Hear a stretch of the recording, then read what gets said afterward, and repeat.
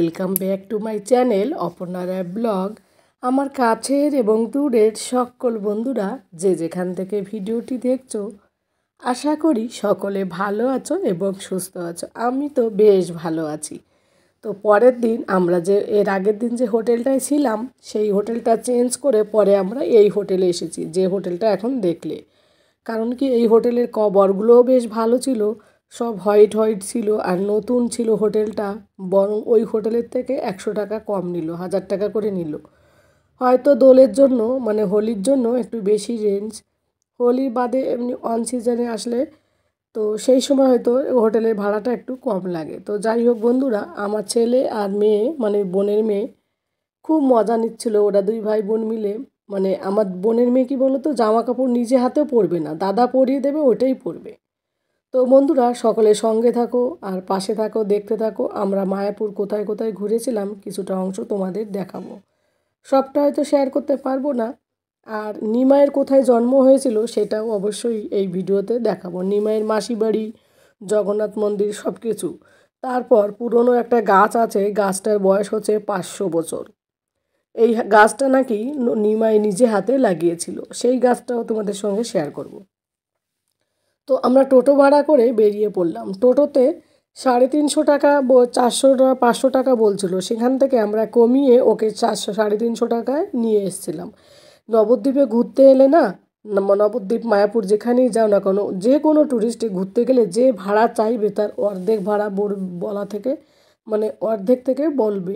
না হলে কী হয়, ওরা একটু বেশি করে নেয়। তো যাই হোক, আমাদের কাছে 500 টাকা চাইলো। আমরা 350 টাকায়, 300 থেকে শুরু করেছিলাম, তো লাস্টে 350 টাকায় রাজি হলাম। তো তারপর আমরা ঘুরতে বেরিয়ে পড়লাম। আর এই দিকে দেখো মাছ ছেড়েছে, তো মাছকে আমরা অনেক বিস্কিট দিচ্ছিলাম। তো বড় বড় মাছ, জানো তো, মাছগুলো গজার মাছ ছিল। তো এত মাছ, এত খাবার পায় না এরা, আর খেতে চায় না, মানে আর আসে না। তো অনেকক্ষণ পর পর দুই একটা আসে, আর বিশাল বড় বড়। তো রোদের এতটা তাপ ছিল না, ওই মাছের ফটোগুলো না ভিডিও করার সময় মাছগুলোকে বোঝা যাচ্ছিল না, কিন্তু প্রচুর পরিমাণে ছিল। দেখো এদিকে আমার হাজব্যান্ড দিচ্ছিলো, ছেলে, বোনের মেয়ে, ওরা সকলেই দিচ্ছিলো। তারপর মাছ দেখার পর চলে এলাম, এই দেখো ফুল বাগানে কি সুন্দর গোলাপ ফুল ফুটেছে, ডালিয়া। আর এই দেখো গাছের উপরে লাইটিং করেছে বেলুন দিয়ে, উপরে ভিতরে বাল্ব আছে।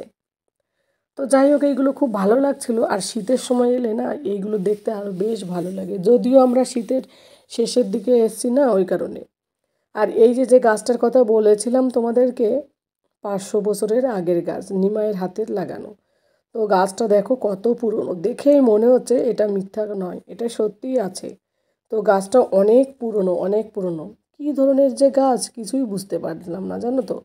আর চাঁদকাজি ছিল, সে নিমাইয়ের বড় ভক্ত ছিল। তো এটা ছিল চাঁদকাজির বাড়ি না কি জানি না, আমি সঠিক আমার খেয়াল নেই।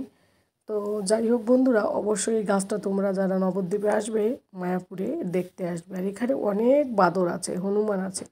হনুমানগুলো নিজের হাতে থেকে, মানে ইয়েগুলো, খাবারগুলো নেয়। তো আমার হাজব্যান্ড, বোনের বর, ওরা বিস্কিট দিচ্ছিল, আর ওরা হাতে করে নিয়ে খাচ্ছিল।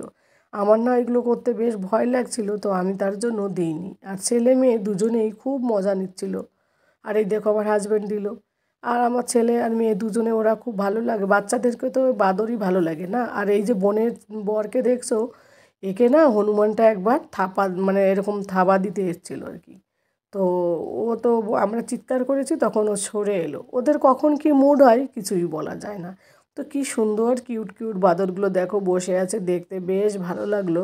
আর সব থেকে ভালো লাগলো, ছেলে মেয়ে দুটো ভীষণ এনজয় করলো সব থেকে এই জায়গাটায় এসে। বাচ্চাদের তো এই সবই ভালো লাগে। তো যাই হোক, আমার বরের অনেক ফটো করলাম, এরকম করে পোজ দিচ্ছিল। আর ওরও ভালো লাগছিলো, ওর হাতের থেকে বিস্কিটগুলো যখন খেয়ে নিচ্ছিল। আর খুব সুন্দর লাগছে বলো। আর এখানে অনেক লোকজন ছিল। তো এরপর আমরা আবার টোটোতে করে বেরিয়ে পড়লাম। তো দুই ভাই বোনে দেখো হোয়াইট হোয়াইট ড্রেস পরেছে, ম্যাচিং হয়ে গেল কি করে।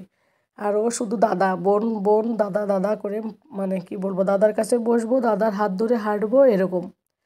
তো ভিডিও ভয়েস দিচ্ছিলাম যখন, তখন এই দিনগুলো খুব মিস করছিলাম। তো যাই হোক, আমার তো মেয়ে নেই, বোনের মেয়েরাই আমার মেয়ে। তো ওদেরকে তাই আমি প্রচুর পরিমাণে ভালোবাসি। তো যাই হোক বন্ধুরা, তারপর পেট পুজো করতে হবে, প্রচুর খিদে পেয়ে গেল, জানো তো। তো ভাবলাম একটু খাবারের ওখানে যেতে হবে।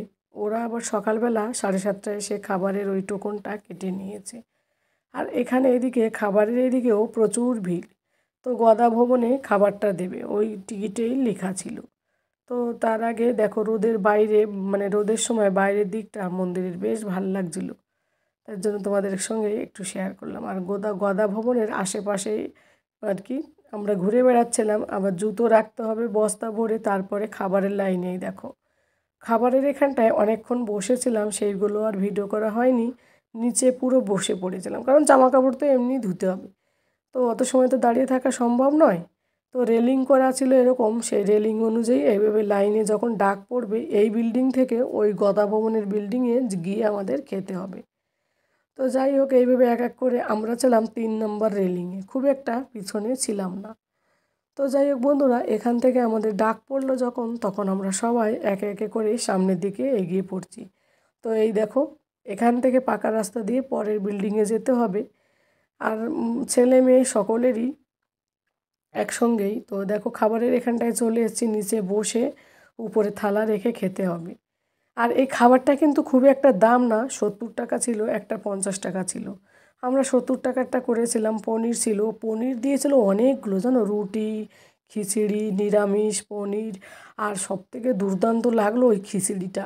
কিন্তু খিচুড়িটা একবারে বেশি 2বার দেয় না, তুমি ভাত সবজি যতবার পারো ততবার নিতে পারো, কিন্তু একবারে এত খাবার দিয়েছে আমার আর খাবারের জায়গা ছিল না, আমি আর বেশি খেতে পারিনি। এতটা টেস্টি লেগেছিলো তোমাদের কি করে বোঝাবো, মানে এই নবদ্বীপের এই প্রসাদটা খেতে সত্যি দারুণ লাগে। বিশেষ করে খিচুড়িটা, যেহেতু দেশি ঘি দেয় সেই জন্য। তো খাবার খাওয়ার পরে আমরা আবার একটু হোটেলের দিকে চলে এলাম একটু রেস্ট নিতে। আর এইদিকে দেখো এই মন্দিরটাও, যাওয়ার পথে এই মন্দিরটাও দেখে গেলাম। তো মন্দিরের এই গেটটা দুর্দান্ত লাগলো। ও সরি, তোমাদের আমি ভুল বলেছি, এই মন্দিরের সামনেই হচ্ছে আমাদের হোটেলটা। পরবর্তী যে হোটেলটা নিলাম আর একটা মন্দিরের সামনে নিয়েছিলাম। তো ওই মন্দিরটা সেইভাবে আর ঘোরা হয়নি। যাই হোক বন্ধুরা, আর এদিকে দেখো রোডের সাইড দিয়ে দোকানপাট সব বসেছে, বেশ ভালো লাগে, জানো তো, তীর্থস্থানে ঘুরতে সবারই ভালো লাগে, মনটা একেবারে পবিত্র হয়ে যায়। আমার তো মনে হয় সারাদিন এই মন্দিরে বসে থাকি।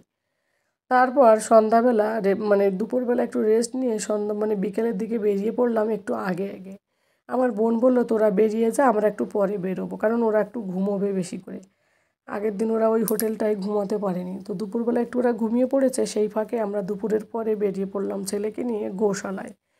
গোশালায় গরু দেখতে, অনেক পুরনো পুরনো গরু, আর অনেক গরু, জানো তো। সেই গরুগুলো দেখতে বেরিয়ে পড়লাম। তারপর দেখতে দেখতে সন্ধ্যা হয়ে গেলো, বোনও চলে এলো। তো এখন আমরা বোনের কাছে যাব, বোন দাঁড়িয়ে আছে সামনে আমাদের জন্য।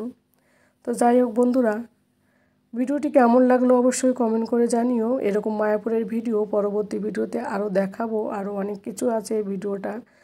আর যারা নতুন আছো তাদের যদি ভালো লাগে ভিডিওটি, আমার এই চ্যানেলটি অথবা আমার এই ভিডিওটি, তাহলে আমার এই চ্যানেলটিকে সাবস্ক্রাইব করে দিয়ে আমার পাশে থেকো। আর পাশে থাকা বেল আইকনটি প্রেস করে দিও, তাহলে প্রতিদিন আমি যে ভিডিওগুলো দেবো সেগুলো সবার আগে তোমাদের কাছে পৌঁছে যাবে। ও আর একটা কথা বন্ধুরা বলতে ভুলেই গেছি, ভিডিওর শুরুতেই না নিমাইয়ের বাড়ি জন্মস্থান ছিল নিম গাছের নিচে। তো ওটা তখন দেখানো হয়েছিল, আমার আর বলা হয়নি। তো সেটা ছিল নিমাইয়ের জন্ম। আর ওর মাসি বাড়িও ছিল, কিন্তু ওখানটায় ভিডিও করতে দেয়নি, সেজন্য মাসি বাড়ির ভিডিও করেছিলাম, কিন্তু পরে আর আমি খুঁজে পাইনি। তো যাই হোক বন্ধুরা, সন্ধ্যা হয়েছে, এখন আরতির সময়। পরবর্তী ভিডিওতে আরতিগুলো তোমাদের সঙ্গে অবশ্যই অল্প স্বল্প করে শেয়ার করব। তো যে যেখান থেকে ভিডিওটি দেখছো সকলে ভালো থাকো, সুস্থ থাকো, সাবধানে থাকো, সেফ থাকো। এখন ওয়েদার চেঞ্জ হচ্ছে কম বেশি, সকলেরই ঠান্ডাও লেগে যাচ্ছে, জানো তো। আর এইদিকে দেখো বাইরে কি সুন্দর একটা, এই মন্দিরের সাইডে কি সুন্দর ফোয়ারা চালিয়েছে, বেশ ভালো লাগলো। আমার ছেলেটাও খুব মজা নিচ্ছিল। আর এটা তো নতুন মন্দির বানাচ্ছে, এখনও কমপ্লিট হয়নি। তো যাই হোক বন্ধুরা, এদিকে মেলায় একটু এলাম, মেলা মানে দোকানপাটে গোপাল কিনতে। তো যাই হোক বন্ধুরা, পরবর্তী ভিডিওতে বাকিটা দেখাবো। Tata, good night.